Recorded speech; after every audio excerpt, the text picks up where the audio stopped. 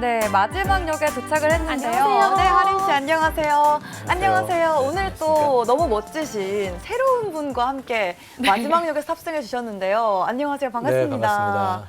네, 우리 이영훈 이사님이 또 함께 오늘부터 금요일에 함께 해주시게 되셨는데 네네. 어떻게 좀 지하철 타보시니까 분위기 좀 어떤가요? 이 지하철이 이렇게 고급스러운 줄 몰랐는데요.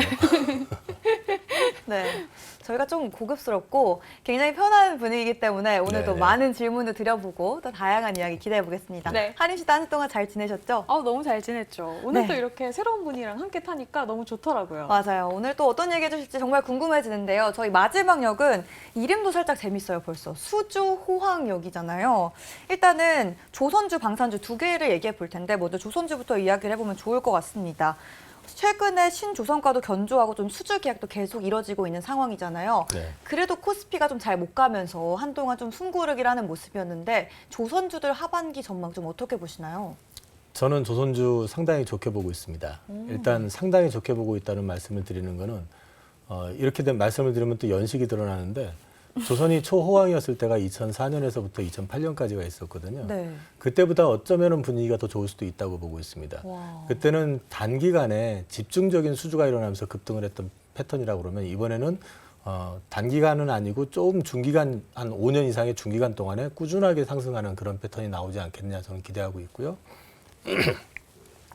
그 이유에 대해서 일단 말씀을 드리면 2008년도 기준으로 했을 때 글로벌 조선사 수가 한 1,300개가 넘었었는데요. 네. 지금은 그게 400개 언더로 떨어졌습니다. 그 가운데 중국 업체들이 상당히 많이 없어졌어요. 결국 덤핑 저가 수주의 어떤 경쟁은 다 중국 업체들하고 했었거든요.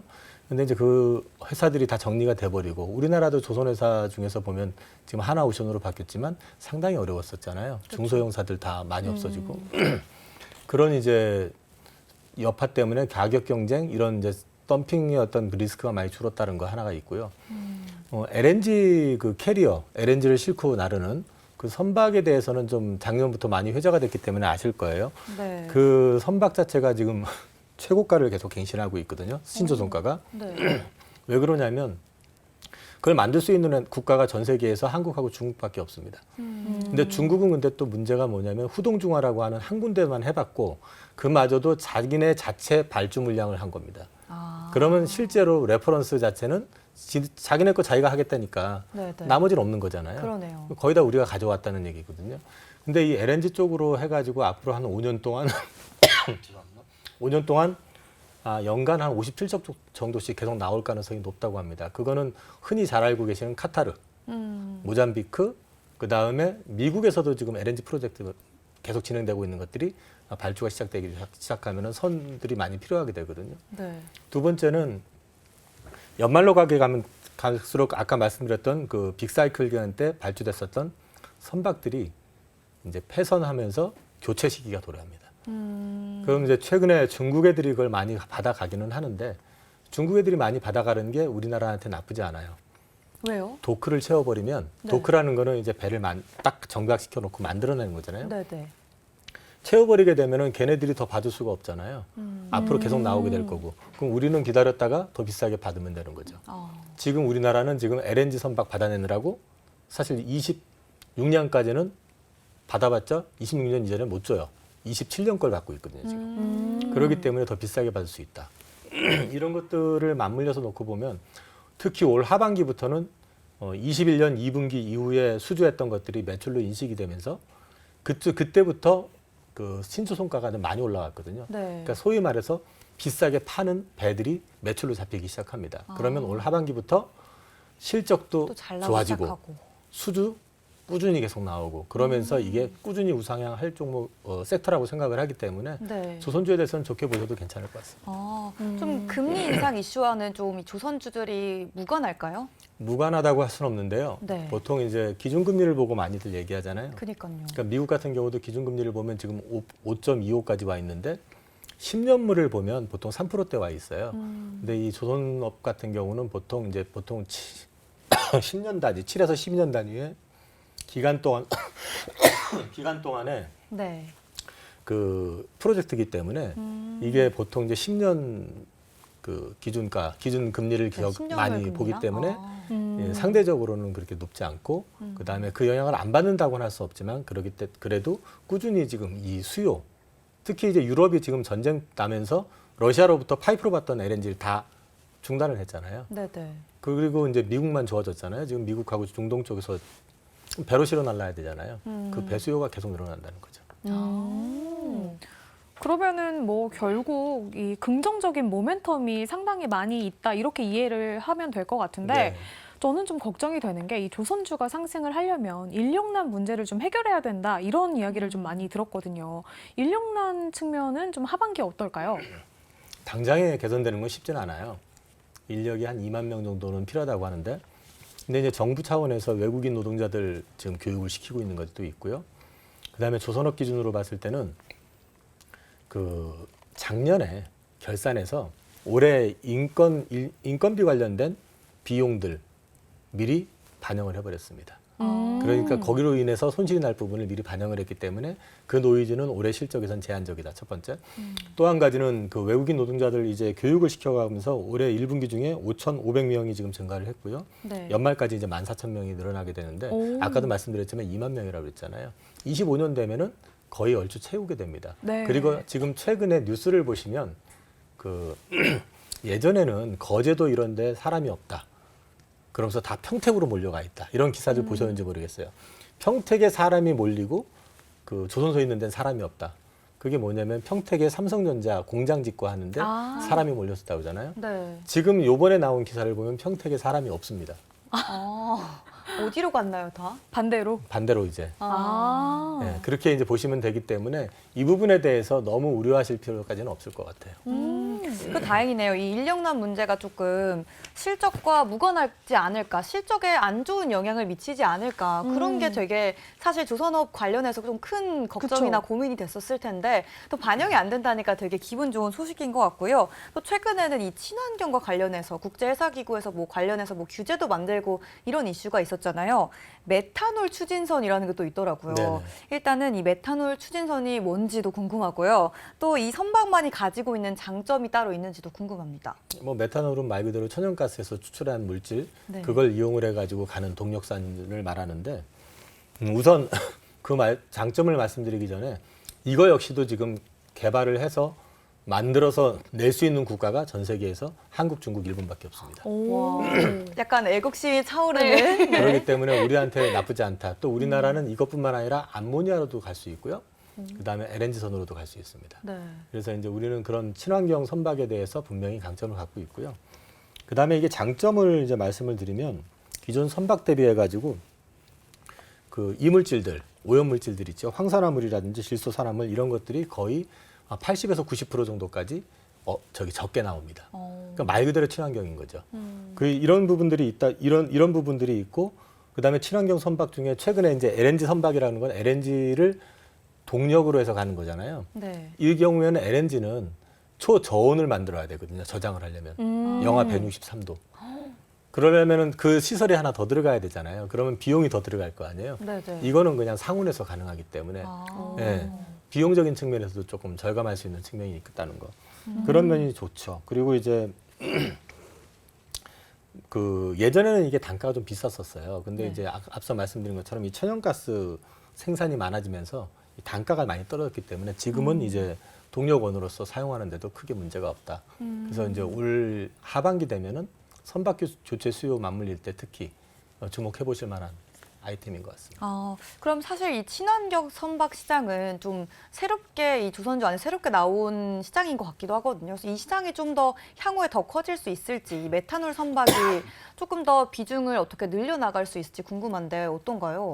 일단 그 아까 잠시 여기 공기가 좀 안 좋은 것 같아요, 지하철에. 그렇죠, 가림 씨? 원래, 오늘 저도 네. 목이 약간 칼칼해서 저희 좀 자유롭게 물도 드셔도 되기 때문에 네, 그 좋아요.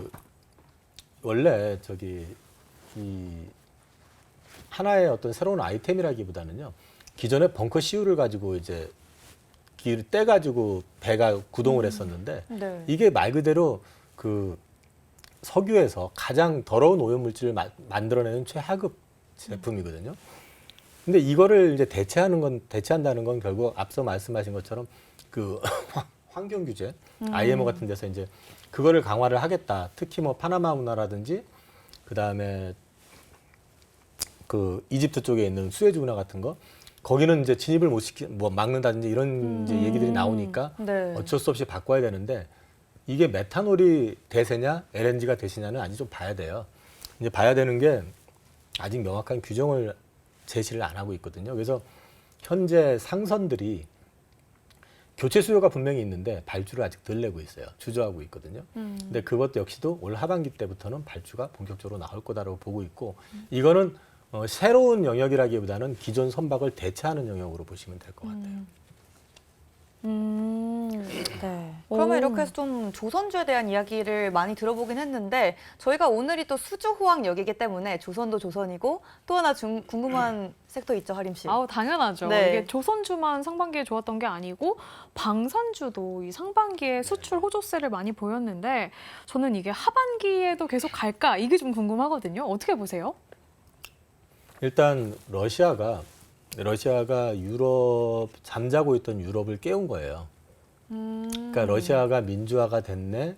그러면서 이제 좀 자본주의를 도입하고 이러면서 전쟁의 위험이 많이 사라졌다고 생각을 했고 그랬기 때문에 서유럽 쪽에서 심지어 독일 같은 나라는 자기네들이 만들 수 있는 탱크 다 팔아먹고 지금 공장도 거의 가동을 안 하다 보니까 이번에 전쟁 났을 때 우크라이나에서 탱크 좀 빌려달라고 하니까 알아서 죽게 하고 가보니까 탱크도 거의 없는 데다가 있는 탱크도 반 이상이 고장난 가동이 안 되는 거 이런 식이 돼버렸거든요. 근데 러시아가 지금 침략을 한 지 1년이 넘었잖아요. 지금. 네, 맞아요. 벌써. 그리고 이제 러시아라는 나라는 항상 그 유럽의 입장에서 봤을 때는 그 두려움의 대상이었거든요. 항상 러시아가 고개를 들면 항상 그쪽을 이제 그 유럽 쪽으로 이제 진출을 하려고 자꾸 했었기 때문에 특히 부동항 목적 때문에도 그랬었지만 네. 그래서 이제 앞으로는 이 방산 수요는 꾸준할 수밖에 없고 서유럽보다는 특히 동유럽은 더 심각하죠. 왜? 옛날에 러시아의 위성 국가들이었잖아요. 그러니까 위성 국가들이었기 때문에 쟤들이 우리를 다시 집어삼키려고 들 수 있다. 지금 폴란드가 극단적으로 저렇게 나오는 것도 네. 그런 이유가 있거든요. 폴란드가 좀 무기나 이런 걸 많이 사는 이유가요? 왜냐하면 폴란드가 러시아의 지배하에 있었고 러시아로부터 많이 당했었고 또 러시아하고 지금도 여전히 대척점에 있는 이유 중에 하나가 폴란드가 나름 중부 유럽에서는 강자라고 생각했다 러시아한테 제대로 밟혀가지고 힘든 시기를 겪어왔었기 때문에 네. 이제 폴란드는 두 번 다시 그런 역사 겪지 않겠다 하는 측면도 있는 거거든요. 그래서 이거는 우리나라 제품들은 동유럽, 남미, 그다음에 중동 이런 쪽으로 해가지고 특수는 계속 있을 가능성이 높다. 이제는 옛날 같은 데탕스 시대는 오지 않는다라고 보시는 게 맞을 것 같습니다. 그럼 러시아 얘기를 계속 나와 또 안 여쭤볼 수가 없는 게 최근에 이 용병의 반란 사태 이슈가 있었잖아요. 그러면서 이제 전쟁이 혹시 끝날 수도 있겠다, 끝날 가능성이 좀 높겠다 이런 이야기들도 많이 나왔는데요. 이 종식에 따라서 좀 방산주들이 혹시 안 좋은 영향을 받지 않을까 싶거든요. 좀 어떻게 생각하시나요? 앞서 말씀드렸지만은 그 종전이 된다 해도 네. 종식이 된다고 해도 이게 끝은 아니다. 그런데 만약에 그럴 수는 있죠. 종전이니까 더 이상 방산주 볼 거 아니다. 네. 저 작년인가 언제도 한번 그러면서 빠진 적이 있었는데 그건 기회가 될 것 같습니다. 일단 폴란드 같은 경우도 보면 1차에서 한 57억 달러 정도 그 정도 규모로 우리나라하고 1차 계약을 했었거든요. 무기를 전차나 뭐 이런 거. 네. 이제 2차가 아직 정식으로 안 됐지만은 최소 한 3.5배 정도 계약을 더 하려고 하고 있거든요. 그 이유가 어디 있겠냐는 거죠. 이제 더 이상 못 믿는 거거든요. 그러니까 우리가 생각할 때 이런 얘기해서 뭐 하지만은 우리 맨날 우리 괴롭혔던 애들 괴롭혔던 국가들에 대해서 네. 마음을 열어주려고 그래도 항상 경계감이 드는 건 당연한 거잖아요. 맞아요. 뭐 좀 뭐하게 얘기하면 우리나라가 지금 동맹이라고도 하고 관계도 좋지만 일본에 대해서는 항상 보면 두 가지 감정이 있잖아요. 맞아요. 쟤들이 좀 소위 말해서 방위비를 올린다 그러면 저것들이 왜 저래? 왜 또 재무장해? 약간 경계감이 드는 건 당연한 거잖아요. 네네. 폴란드라든지 루마니아라든지 이쪽은 다 그렇습니다. 그렇기 때문에 그 수요가 나올 수밖에 없고 그 수요를 왜 우리나라 걸 쓰냐? 독일도 있고 미국도 있는데 걔들이 못 만들어줘요 지금. 아, 그래요? 왜냐하면 대량 양산을 지금 현재 시점에서 할 수 있는 국가가 전 세계에서 우리나라밖에 없습니다.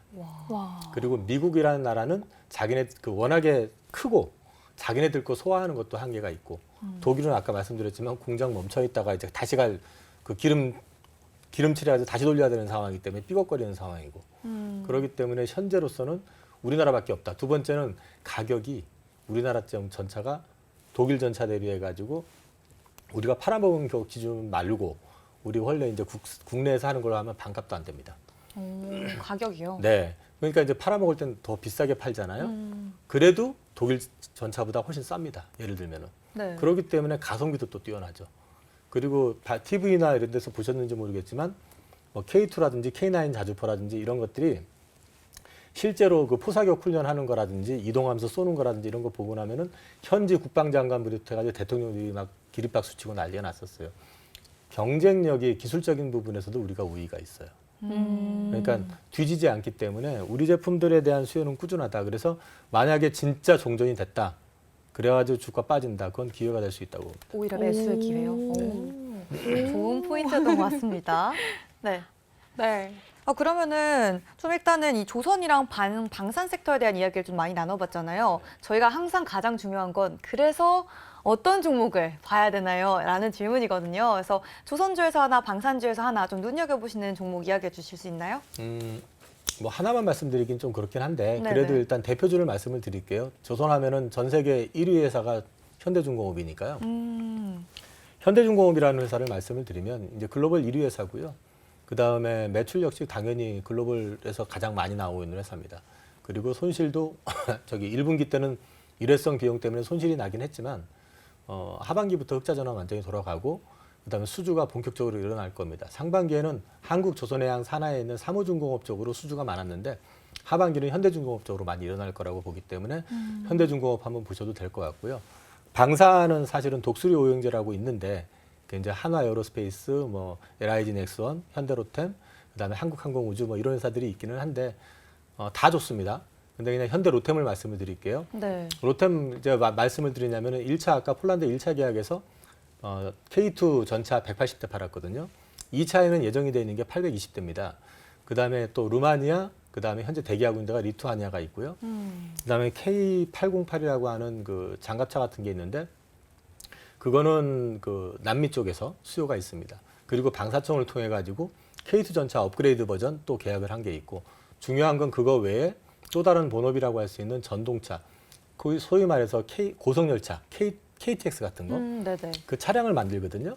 근데 이제 그거 국내는 당연히 하고 있고요. 오늘 공시에 나왔던 것처럼 호주 퀸즐랜드 쪽에서 1조 한 2천억짜리 수주를 한 게 있거든요. 와. 근데 이것들이 앞으로 마진 개선이 일어나면서 기업 가치가 같이 올라올 거라고 보고 있거든요. 그래서 이쪽은 기간 조정 좀 받을 때 한번 검토해 보시고 접근해 보셔도 될 것 같아요. 지금 말씀 중에 제가 잠깐 궁금한 게 생각났는데 지금 말씀해주신 종목 중에 보면은 항공주로 묶이는 종목들도 있잖아요. 네. 보통 방산이 이 항공우주 모멘텀이랑 같이 연결이 되는 경우가 있는데 항공우주 모멘텀은 좀 앞으로 어떨지 그게 좀 궁금합니다. 5월 24일인가 아마 우리나라에서 그 누리호 발사하면서 인공위성을 쏘아 올렸는데요. 네. 앞으로 27년까지 한 3번 정도 더 있을 것 같습니다. 오. 그걸 다 우리나라에 있는 기업 한화 에어로스페이스가 주관을 하고요. 그 다음에 이제 올 4분기부터 스페이스X가 국내에서 위성통신 사업을 개시합니다. 뭐 요즘 5G 잘 안 터지지만 네. 그거 위성통신 같은 경우는 되게 잘 터질 거라고 기대하니까. 네. 근데 이제 좋은 문제는 소식이네요. 가격이 싸지는 않을 거예요. 이제 그런 단점은 있는데 이제 국내 진출하게 되면 아무래도 이용자 수가 많아지게 될 것이고, 그럼 그 외국계 기업이 들어와 가지고 휘젓고 다니는데 우리 가만히 있을 거냐? 국내도 준비를 하고 있다는 거죠. 그래서 뭐 대표적인 게 이제 하나그룹에서 이제 준비를 하고 있고요. 군 통신 위성 사업하고 그다음에 이제 민간 통신 위성 사업 이쪽 관련해 가지고 아마 진행이 되고 있는 걸로 저는 알고 있거든요. 그래서 그런 거 보셔도 될 것 같고, 그다음에 이제 그런 어떤 기사나 이런 거 검색해 보시면은 이쪽 관련해 가지고 우리나라에 이제 관련돼 있는 업체들이 몇 개 있어요. 주로 하나 쪽에 많은데 네. 한번 전체적으로 한번 살펴보시면은 충분히 그런 거에 모멘텀이 발생이 될 때 따라가실 수 있을 것 같아요. 네, 이렇게 해서 좀 저희가 조선 방산 섹터 내 눈여겨볼 만한 종목, 대표적인 종목도 들어보고 또 우주항공 모멘텀까지 정말 다양한 이야기 나눠본 것 같습니다. 네, 그럼 우리 마지막 역은 좀 하림 아나운서한테 맡기고요. 저와 이영훈 이사님은 먼저 퇴근해 보겠습니다. 네, 조심히 네. 들어가세요. 다음 네, 주에 뵙겠습니다. 저와 같이 퇴근해 보시죠. 네. 네. 이로운 경제 채널 EBC